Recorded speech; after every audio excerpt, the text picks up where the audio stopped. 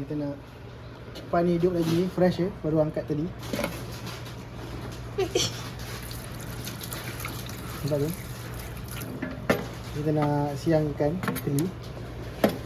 Okay. Jangan gunting, kau. Kita kena pakai kain sebab ada dia punya duri tu.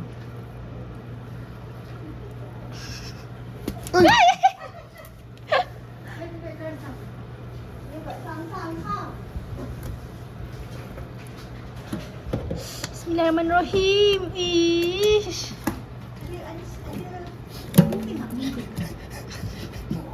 Hidup lah, salah pula abang. Izzat. Kenapa? Kenapa? Apa tu dia pandang tu?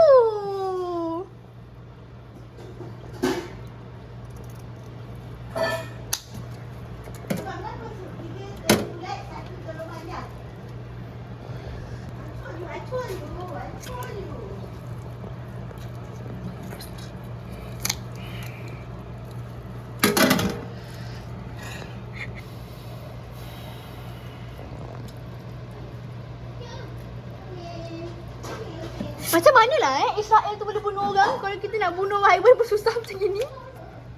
Dah makanan tu.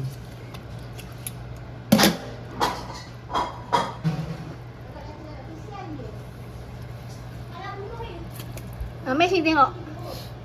Tak kesian dia, pakai je batu lesung tu lah. Tengok nanti dia gerak ni. Teruk tu burai. Dah lah.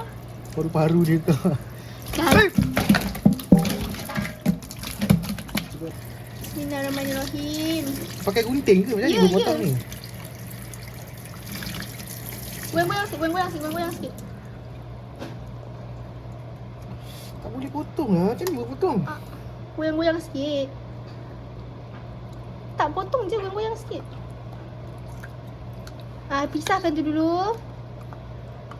Sampai pisah ke mulut, sampai ke mulut dia. Macam tu, lepas tu potong dia.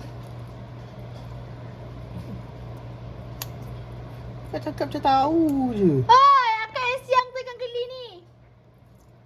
Kat siang macam mati kan? Tak ada cara lain. Ni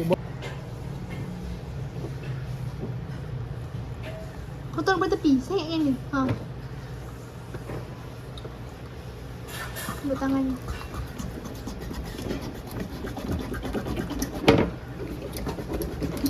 tak ada cara lain dia nak potong kepala dia ni. Memang itu cara dia. Tak boleh akak. Serius lah akak potong pakai gunting. Akak bagi tahu abang betul-betul. Aku pakai gunting dan pisau. Macam tu lah. Macam ni dah sebiji akak buat macam ni. Tapi akak tak buka macam tu, akak gunting terus. Kenapa macam senang je kat gunting? Patah-patah kan? Gerak kan? Macam tu. Tarik. Macam ni ke tak lawa jadi ni? Memanglah tak lawa. Nanti goreng juga.